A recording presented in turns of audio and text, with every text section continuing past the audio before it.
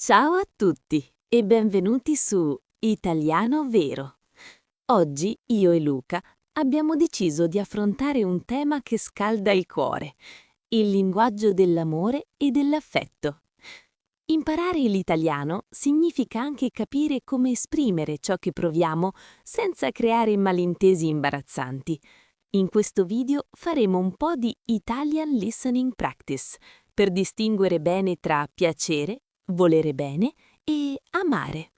È un passaggio fondamentale per chi vuole iniziare a pensare in italiano in modo fluido e naturale. Ciao Marta, che bel tema hai scelto. Questa è una Italian lesson davvero speciale. Sapete, molti studenti che seguono i nostri dialoghi in italiano fanno spesso confusione tra questi verbi.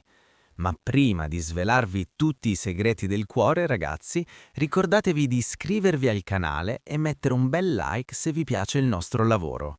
Per noi di Italiano Vero è fondamentale sentire il vostro supporto per far crescere il canale e continuare a creare contenuti gratuiti per aiutarvi a imparare italiano ogni giorno.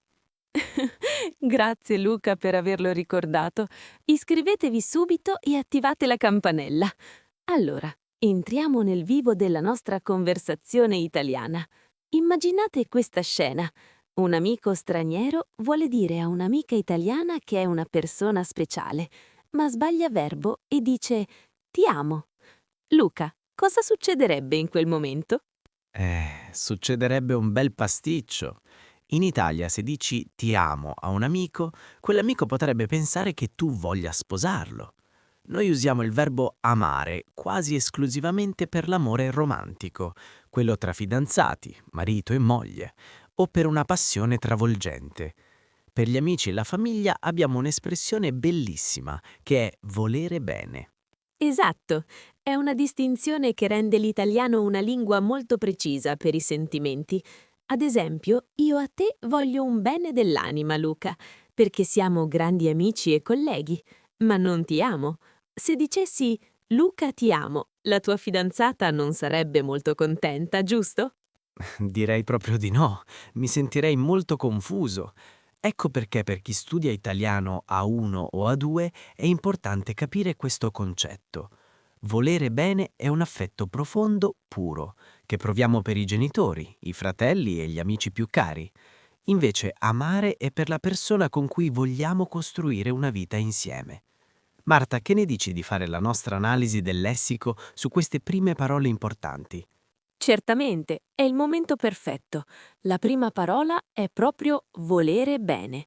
Si usa per l'affetto non romantico. È molto comune nella conversazione italiana quotidiana. Se volete ringraziare un amico caro, potete dirgli ti voglio bene. La seconda parola è innamorato. È un aggettivo. Quando una persona prova un sentimento romantico forte, diciamo che è innamorata. È lo stato che ti porta a usare il verbo amare. È un termine essenziale per il vostro vocabolario italiano. La terza parola è fidanzato. Indica la persona con cui si ha una relazione sentimentale ufficiale. In un contesto di italiano basico, è una delle prime parole che si imparano per descrivere la propria vita privata. La quarta parola è sentimento. È un termine generale che indica ciò che proviamo dentro di noi. Può essere amore, affetto o anche amicizia. Capire i sentimenti aiuta molto a migliorare l'ascolto italiano e a connettersi con i madrelingua. E la quinta parola è farfalle nello stomaco. Questa è un'espressione idiomatica divertente. Si usa per descrivere quella sensazione di agitazione e gioia che si prova quando si vede la persona che ci piace o di cui siamo innamorati. Bellissime parole, Marta. Ora vorrei chiedere ai nostri amici a casa. Scrivete nei commenti una frase usando voglio bene. Ad esempio, voglio bene alla mia famiglia. Fate pratica, è il modo migliore per imparare.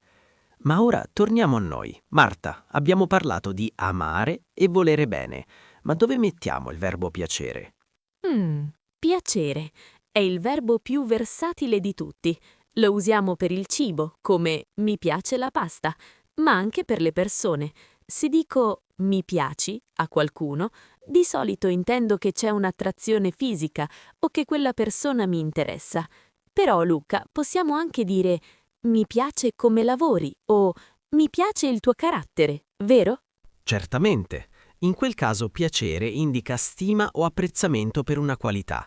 È meno impegnativo di volere bene e molto meno di amare. È un verbo fondamentale per chi segue un Italian Language Course perché si usa in 1000 situazioni diverse. Bisogna però stare attenti al tono della voce e al contesto per non creare malintesi, specialmente in una conversazione italiana autentica tra uomo e donna. Che bella discussione stiamo facendo oggi. Mi piace davvero molto parlare di queste differenze sottili che rendono la nostra lingua così affascinante.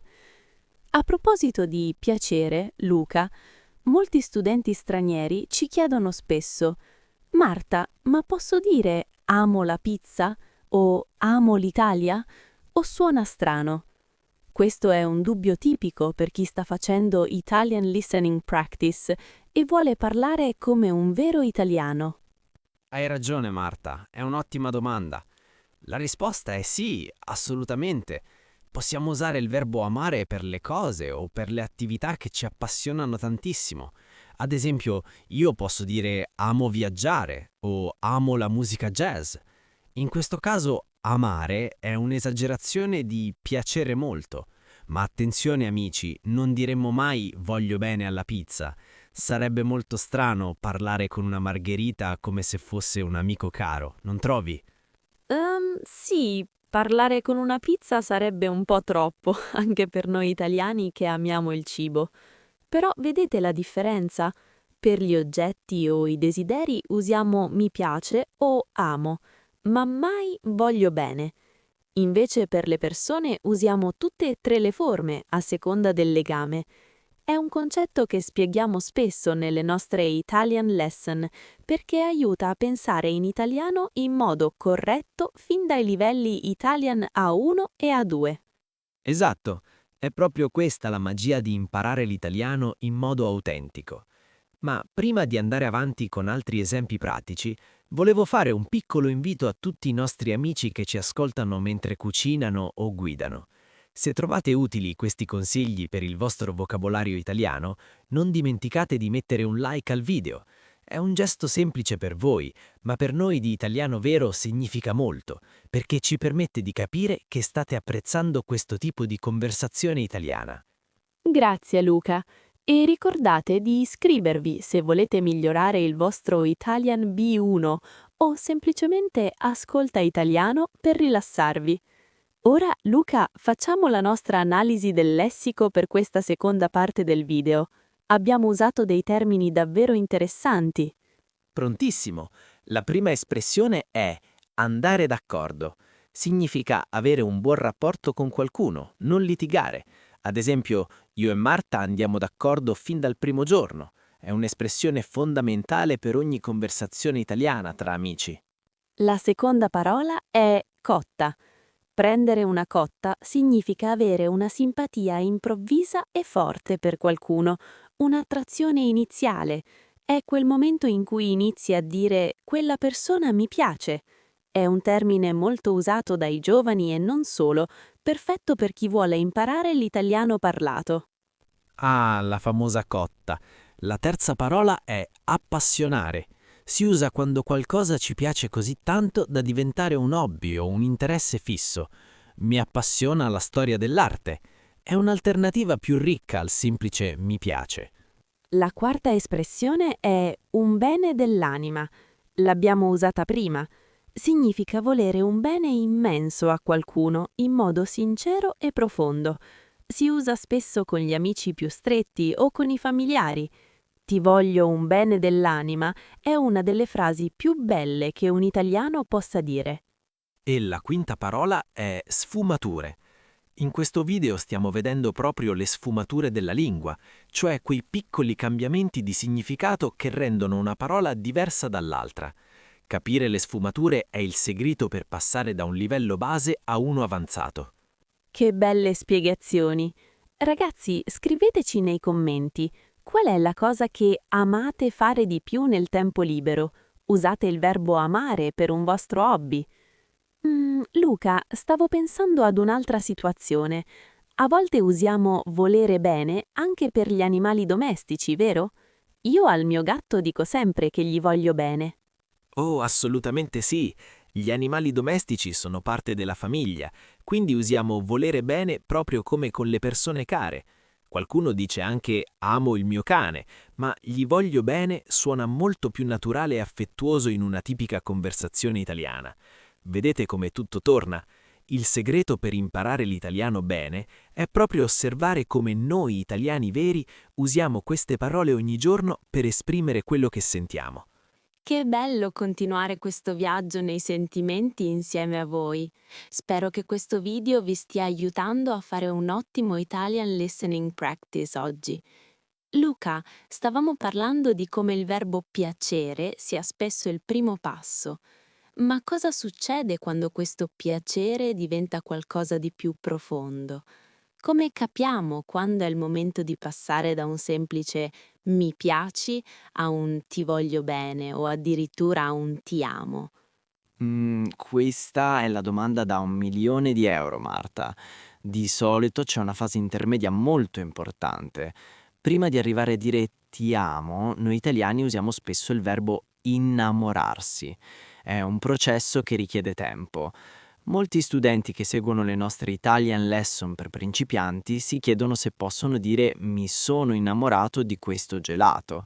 Beh, tecnicamente sì, ma suona molto scherzoso e un po' esagerato. Di solito ci si innamora di una persona speciale.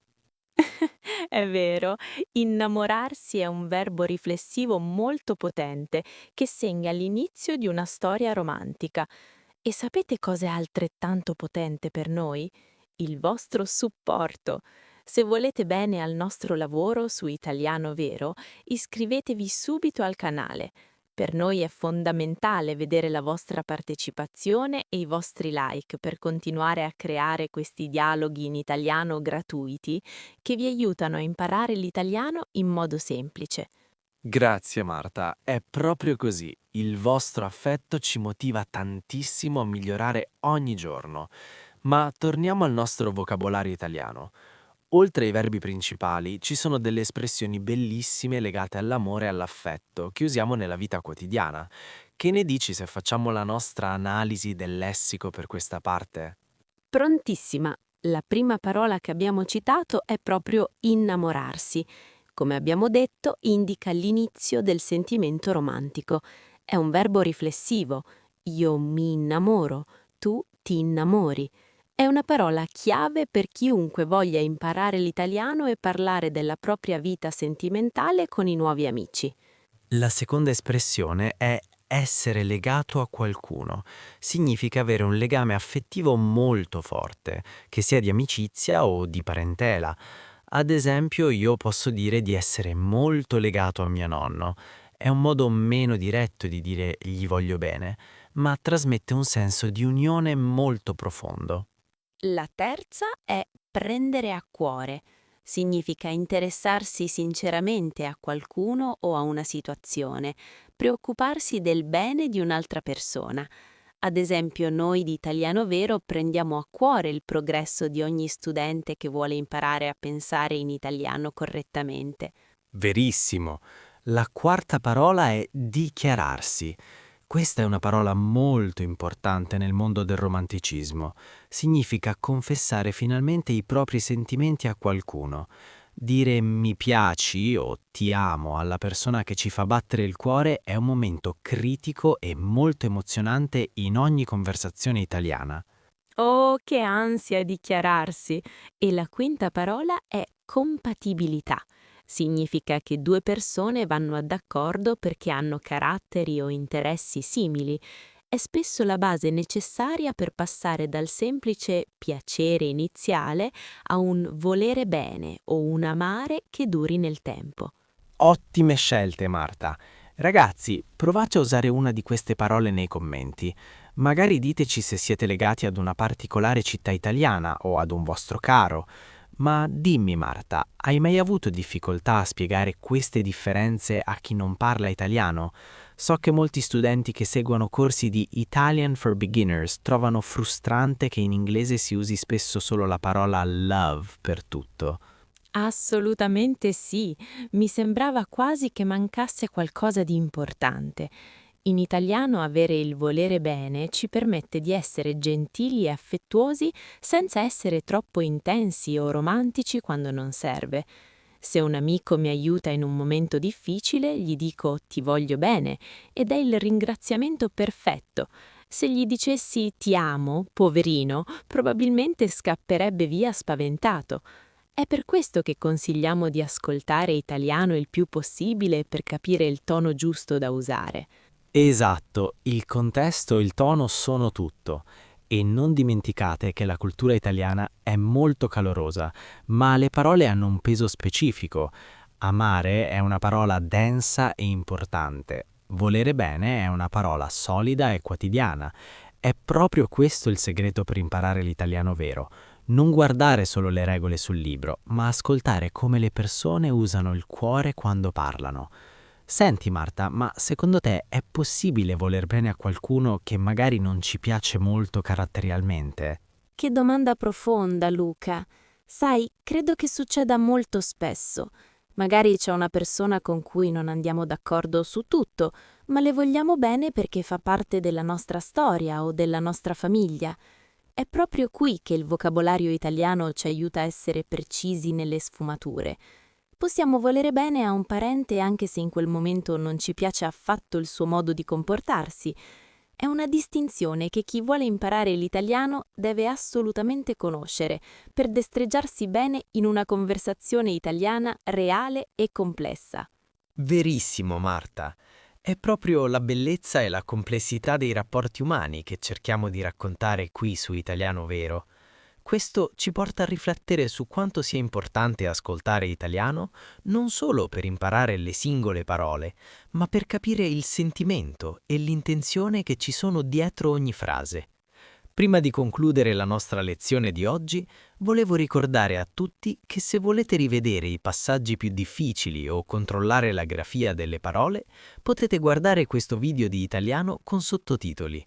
È uno strumento fantastico, quasi un corso di italiano basico per chi è ai livelli italiani A1 o A2 e vuole iniziare a pensare in italiano seriamente senza troppe fatiche.